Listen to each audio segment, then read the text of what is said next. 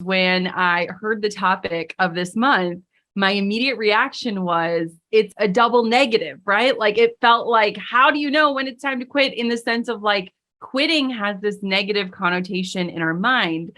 And fun fact about me is that I was on math team as a child. And one of my favorite math instructors would always say, like, when it's a double negative, it becomes a positive.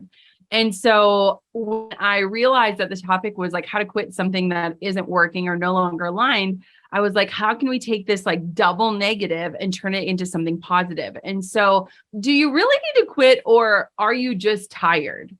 And I think this is a very important question to kick off this training with, because a lot of times when we are thinking about the context of quitting, we are usually coming from a place of exhaustion. And I often joke that a lot of times when people quit, what they really need is a nap, right? You need a breather, you need a break, you need to step away in order to free up the bandwidth to check in with yourself, to really analyze.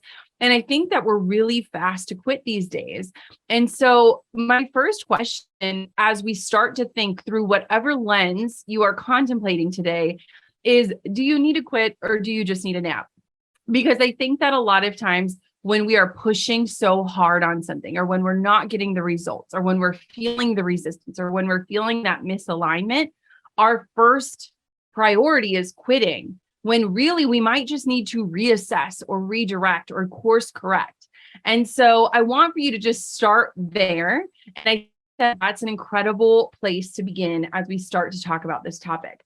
Now, when I look at the topic of quitting, a word that often accompanies the word quitting is pivoting.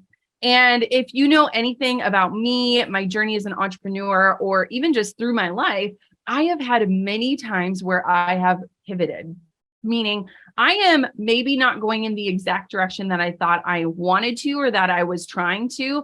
And maybe instead of just abandoning everything and casting everything aside, I just pivot in a new direction, or I add on something new.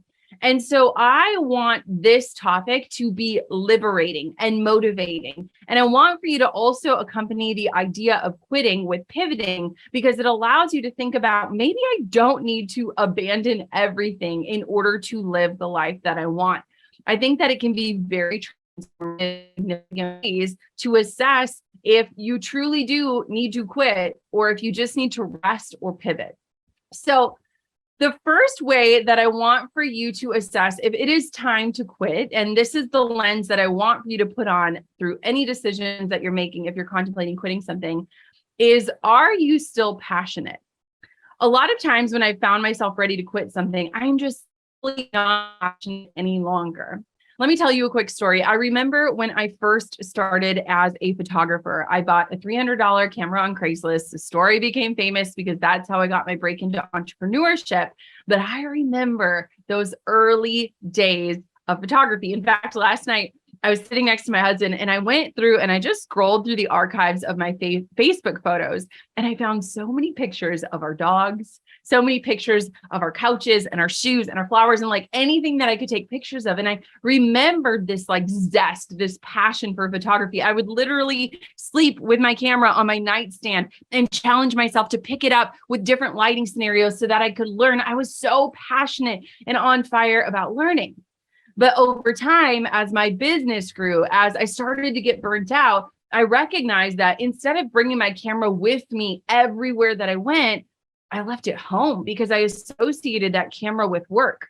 And I think a lot of times people can relate to this when you make your passion your job, right? There is something so incredible about getting paid to do what you love, but sometimes that comes at the cost of your passion.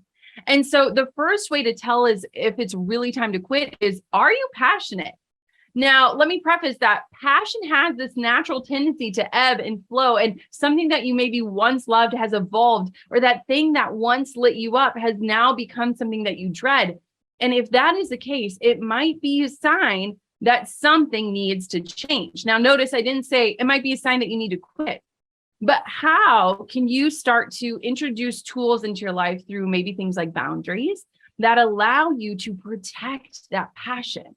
While passion absolutely ebbs and flows, I believe that like passion is this innate desire within us. And I, to this day, literally before I got on this growth day training, grabbed my camera to document my 11-month-old daughter. And I remembered that feeling of passion again, right? It didn't disappear. I just didn't have the boundaries in place to protect that.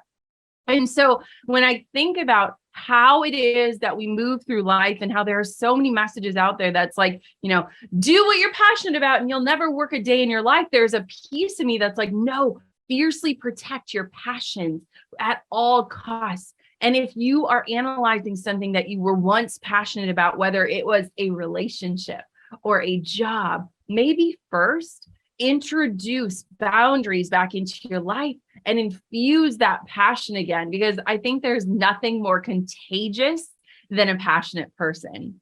I remember I had the honor of recording a podcast with the gold medal gymnast, Nastia Lukin. And I was a gymnast growing up. I actually shot her book cover. I was the photographer for her book cover years ago, and getting to be in her space just felt like this dream come true.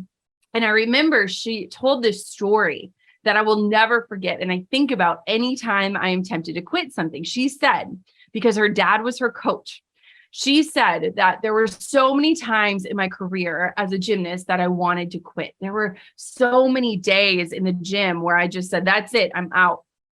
And my parents always said, Nastia, you can quit whenever you want to, but you cannot quit on a bad day. You can only quit on a good day.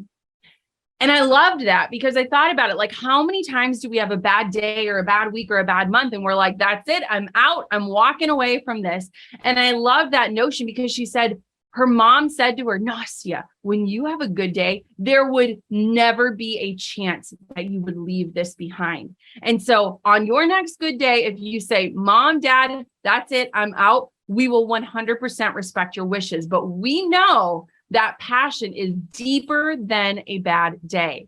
And so I want for you to think about, if there is something that you want to quit, would you quit it on a good day? Whether that's a relationship or a career or a hobby, when you are coming alive, when you feel that passion again, would you walk away from that and be like, I'm done? Probably not. So never quit on a bad day, and pay attention to those good days and what was happening in them so that you can create more of them. This can be your day for personal growth. This can be that day you committed to and you remember and you go, that was the day I got myself a community. I got better coaches. I committed to making my life the absolute best that I could. This is that day. Make today your growth day. Click the button on this page and sign up right now.